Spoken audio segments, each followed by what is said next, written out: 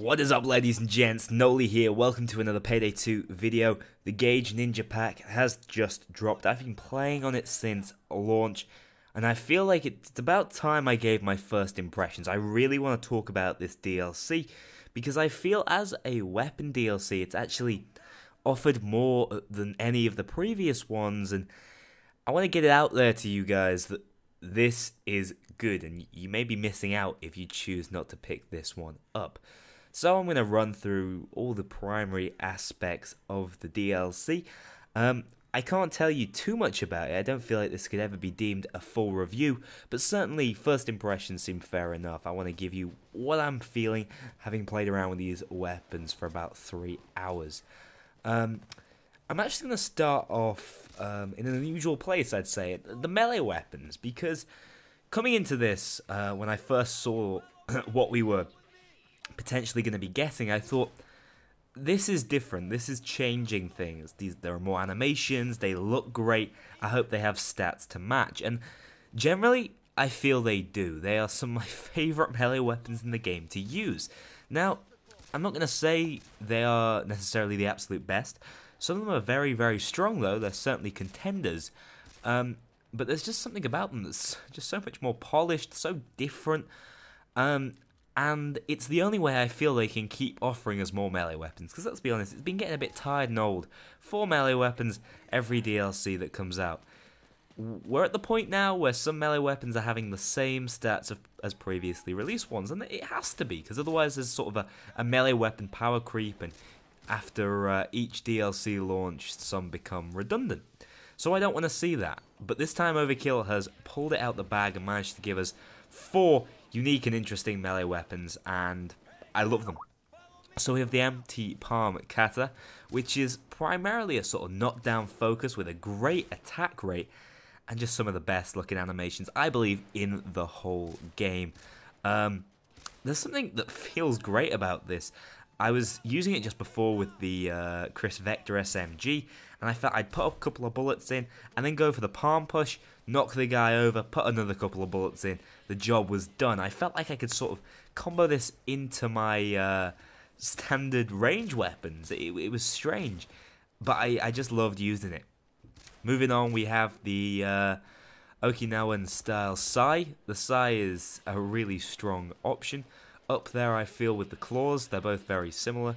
It's up to you which one you want to pick. It's got the joint fastest charge time of 1 second, and it can kill on overkill your main targets, the standard greens, in 2 swings fully charged, and again, only 1 second to charge. So, a really strong option, and again, it's got some beautiful animations. It really varies it, and it feels good to swing. And at the end of the day, melee is never going to be groundbreaking. It's never going to be, you know, the new best thing to use. It's all about having a satisfying option that might help you to conserve ammo, or, you know, maybe a feasible replacement in some sections of the heist, and that's what we've got here.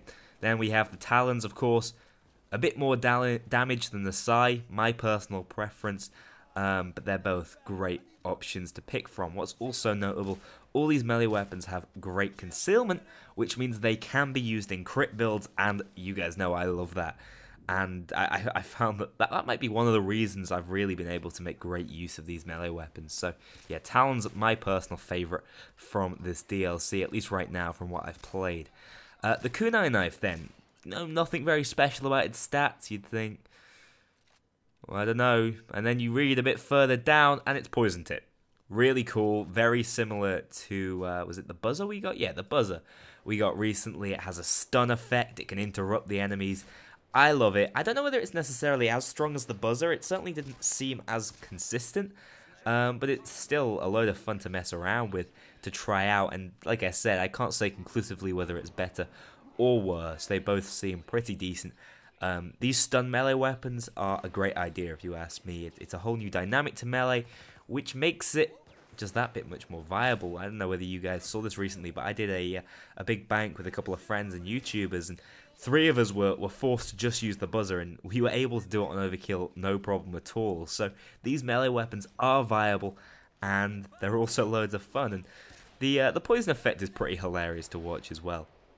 Now, I'm going to move, again, backwards. Not going to talk about the two main weapons yet, because I feel like they really are the icing on the cake. Let's talk about the Shuriken. Now, the Shuriken are cool. They do go in your throwable slot. They are, I suppose, a viable option if you've just got an incredibly good aim on you. I believe they take headshot multipliers, which is even better if you're a great shot. So you can use these, certainly, as a loud tool. I'm still going to generally say I'd rather use a grenade or a Molotov on loud missions. But I don't feel like these are necessarily designed for going loud, though they are an option. I like to see that. You can, of course, pick these up. So that's not to say you can only kill 10 enemies with them, because you've got 10 Shuriken. You can kill many, many more as long as you're chasing where you're throwing. And especially when you're using melee weapons, sometimes you can just throw a quick Shuriken in there, combine with your melee hits to take the guy out just a little faster.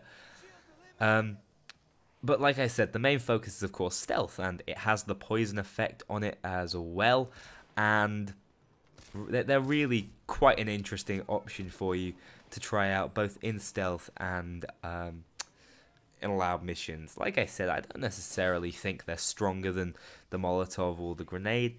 Probably quite evenly balanced, though, which is exactly what they should be, especially given that poison tip, again, similar to the Kunai.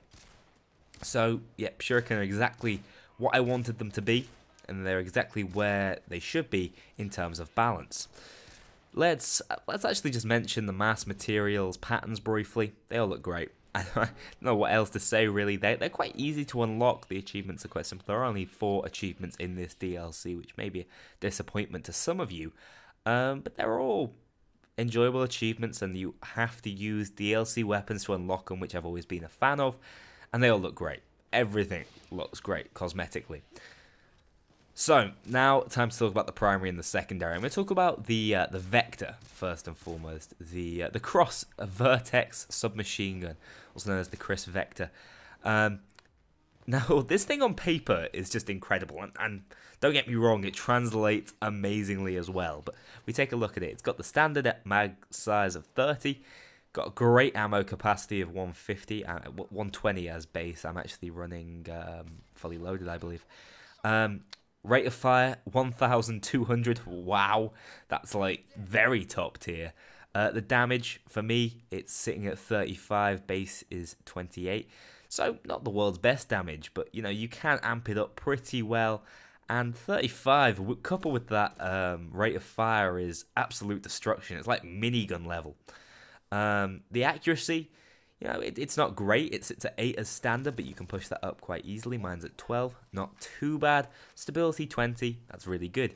And also the concealment, not too bad. Can be used in crit builds, and SMGs really appreciate that chance to crit given their high rate of fire. And I feel like the Vector does so more than any. So this weapon is phenomenally good in crit builds. It also, I've been told to talk about this a little more, cosmetically looks great. It's a perfect representation of the real world weapon. Feels great, handles excellently. Oh, and finally, reload speed. Incredible. Really, it needed a good reload speed, if you ask me, because you empty that mag like nothing else. But it's perfect. It really is. I feel it makes a lot of the SMGs redundant. You know, I'll still go back to my Scorpion, simply because of the higher concealment on it. But if you're running a slightly lower concealment build, or, you know, even if you're willing to pick those skills up for your dodge build, you know, fully ace out Sneaky Bastard and things like that, this is the SMG of choice, if you ask me, and it's really making the SMG class that little bit stronger. So those are my initial feelings. I felt so strongly about the power of this weapon, I actually had to upload a little short you guys may have seen earlier. I hope you enjoyed that. I will occasionally come out with these. They're not really my standard videos, but if I see something crazy, especially on the launch day of a DLC, and I want to show it to you guys, that's exactly what I'm going to do. So finally, let's talk about probably the best thing about this DLC. In my opinion, one of the absolute best guns in the game, certainly for overkill difficulty. This might just take over. Just very, very strong sniper rifle. It is the WA-2000, the Lebensborger 308 sniper rifle. It is a semi-auto sniper, and it feels good.